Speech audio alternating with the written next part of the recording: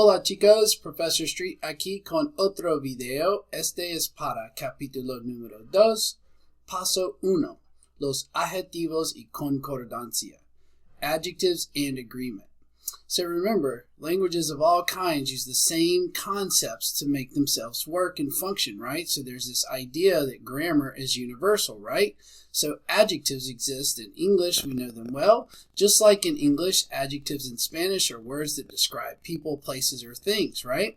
But in Spanish, we have a little bit of different way that the language behaves, right? We have masculine gender, feminine gender, singular and plural, right?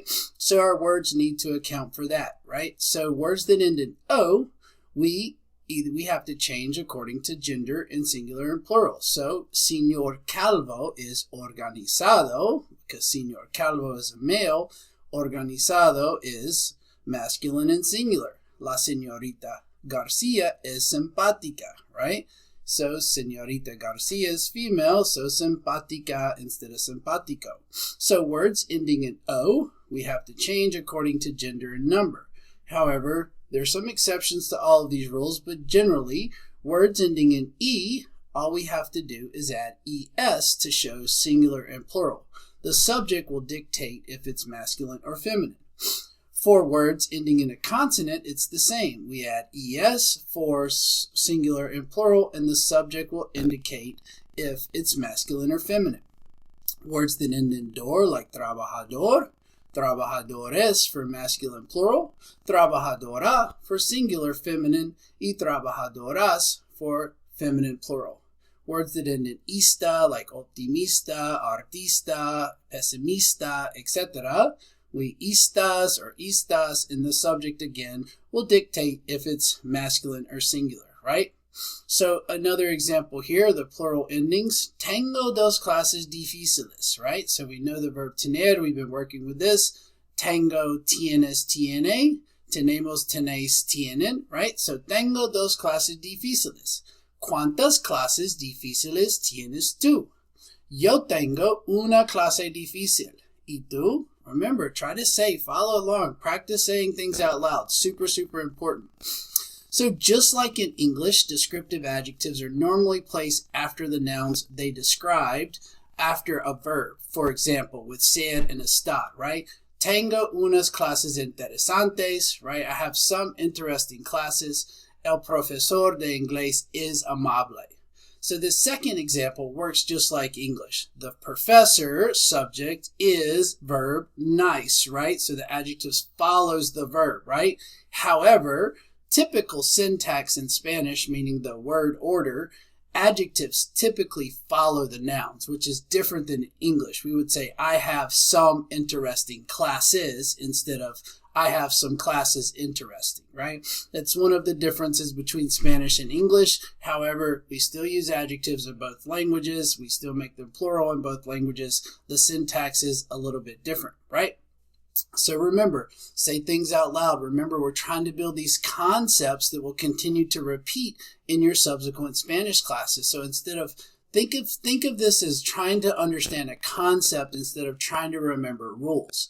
And when we remember the concept, we can say these things aloud to ourselves to build this conceptual tree. And the way our brain organizes information is more in categories and chunks. So the more connections you have to a particular topic, the more you're able to build this categorical tree in your brain, right? And this has been proven to work for more long-lasting learning and comprehension, etc. So you can tell yourself, I know adjectives exist in English and Spanish and all other languages. However, they must change in Spanish. And here are a couple of those rules. That also the adjectives come after the nouns that they modify, etc., right? So you guys are on to the right track, right? So vamos a continuar. We're going to continue. Adjetivos y concordancia. Remember, adjectives, concordancia means agreement, right? So I brought the chart over again. This is also page 58 in the Mind Tab book, but if you go to the table of contents for chapter 2, like I showed you in the last video, you could just click on adjetivos y concordancia, right? It's kind of hard to follow the page numbers on the ebook I have found. So number 4, adjectives that express how many, muchos, muchas, pocos, pocas, or how much, mucho, mucha, poco, poca are placed before nouns. So there are some adjectives that are placed before nouns. Hay pocos exámenes en arte. There are a few exams in art.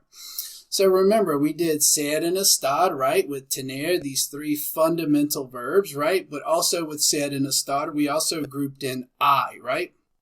There is, there are, right? So that's good to know to practice all of these together, right? So there are some exceptions for placing the adjectives before or after, and they mainly come with the words bueno, malo, y grande. So here we'll look at bueno y malo, number 5 on the examples taken from the book. When placed before masculine singular nouns, we drop the O here. So we wouldn't say un bueno amigo or un amigo bueno. We would say un buen amigo. Or un mal ejemplo, right? A good friend, a bad example, right? Or una buena amiga. It doesn't change like this with feminine singular, only singular masculine. Unos malos ejemplos, etc. Grande is a little bit different because the meaning slightly changes based on the placement, right? So before a noun, we drop the DE and it's just gran.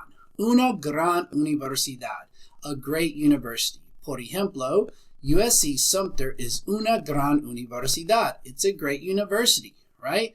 Pero, University of Sumter, South Carolina Sumter, no es una universidad grande. It's not a very big school, right? So small school in regard to population, but great as far as education and content, etc., right? So these are a couple of the exceptions. There are some more agreement exceptions you'll see, but getting the gist right now is the most important part. So remember, we're developing a concept, so don't be afraid to say things out loud. Continue to work on this so you can build this understanding as you go compared to just remembering things, right? Very good. All right, almost done, chicos. Very good.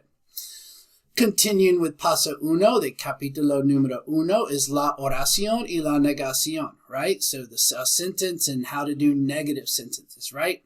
Let us look at the text from this section, right? It's page 61, or again, table of contents, oración, negación, click, it'll bring you right there. So we have a conversation with Alicia and Enrique. Alicia dice, mi clase preferida es cálculo. So we have an adjective following a noun, right? My preferred class or favorite class is cálculo. Enrique says, mi clase preferida no es cálculo, es literatura, right? Cada loco con su tema. Idiomatic, right? Doesn't mean literally what it's saying, right? So we have what we just showed. We have the adjective follows the noun, right? So this brings us to the structure of a basic sentence, which you'll see, remember, all languages share this idea of universal grammar. A sentence consists of a sujeto, subject, and a verb, right? And other elements to add a complete thought. But let's start with some very basic sentences. Mi clase preferida es literatura, right? Subject, mi clase preferida, conjugated verb, es, from the verb ser, literatura, right? So if we had clases, what would it be? Mi clases preferidas, blank, blanky blank, right? Son, exactly, right? So the verb in a complete sentence is always conjugated, right? That means the verb changes from the infinitive form, AR, IR, or ER. The verbs we've seen so far, the highest frequency verbs, estar, ir, ser, y tener. So these verbs change to correspond to a new subject of a sentence. They do this in English as well. However, the change isn't so dramatic, so we don't notice it as much, right? For example, in the sentences below, está is the form of estar that corresponds to the subject Marta or ella. Marta está en la biblioteca. Marta is in the library. Yo estoy en mi casa, en mi oficina. ¿Y tú? ¿Dónde estás en este momento? Where are you? Yo estoy en mi oficina, en mi casa. ¿Y tú? ¿Dónde estás? Right? So we conjugate the verb, right? We conjugate the verb estar for I, yo estoy en mi casa, right? The conjugated verb also indicates when an action takes place, right? So for the sake of this class, we're dealing strictly with the present tense. And the whole word for this present tense in Spanish is el presente de indicativo. Don't let all that fancy in de indicativo throw you off. This is just the basic present tense, right? So it tells us that the action is taking place right now or it takes place regularly. For example, Alicia y Enrique van al gimnasio los martes y jueves. So Alicia and Enrique go to the gym on Tuesdays and Thursdays, right? Yo voy al gimnasio 5 días de la semana. ¿Y tú? ¿Cuándo vas al gimnasio? When do you go to the gym? Try to answer. ¿Cuándo vas al gimnasio? Yo voy al gimnasio martes, jueves, viernes, sábado, domingo. Yo voy al gimnasio 5 días de la semana, right? But Enrique y Alicia van al gimnasio los martes y jueves, right? So subjects may be nouns like Maria, los estudiantes, or subject pronouns like we see in the verb categories. Tú, yo, tú, él, ella, nosotros, nosotras, ellos, ellas. In Spanish, the subject pronoun is not often stated if the verb ending and the context make the subject clear. Since estoy can only be yo and estás can only be tú, there's no need to say yo estoy. It's a little redundant. Tú estás, right? However, for the example of Alicia, está could mean he, she, you, plural, or etc. So we have Alicia está en la cafetería. She's in the cafeteria. Tiene hambre, right? So logically, this makes sense to not repeat Alicia when we have tiene hambre because Alicia's in the cafeteria. We've established we're talking about Alicia. She's in the cafeteria, so logically, she's going to be the one that tiene hambre. And remember, these expressions with tener, right, idiomatic, not meaning exactly word for word. So she has hunger, but it translates to she is hungry, right? So Alicia está en la cafetería y tiene hambre. So remember, subject, verb, other parts, right? We're just working on the subject, verb, and basic other parts, an adjective or a noun right now. We will continue to develop this. Subjects and verbs and the sentences work for the most part, for right now at least, very similarly to how they work in English, right? Okay, so this is affirmative sentences. There's no negation here, negative sentences. We're going to get to that right here. Just basically, we're just going to gloss over this today. A negative sentence, or una oración negativa, conveys the idea that somebody doesn't do something, right? To make a sentence negative, add no before the verb. This is very important. While the syntax, the word order in Spanish is very flexible, this is one that is not flexible. No or another negative word must come directly before the verb. Enrique no tiene clase hoy. Enrique doesn't have class today, right? So remember, do and does are auxiliary verbs in English. They have no value in Spanish. No tiene means does not have, right? So we have to remember that. We're not looking to add whatever the Spanish word for do or does is, right? Which we don't need to know that right now because it's not applicable to this scenario. Good. So we'll continue to go. In Spanish, double negatives are what you have to do. And sometimes if there's a lot of adjectives and other quantifiers in a sentence, you may even have triple negatives in some sentences, right? Good. So what did we cover today, right? Los adjetivos. Los adjetivos with agreement. So remember, tell yourself those things and the nuances of the rules and how the words change.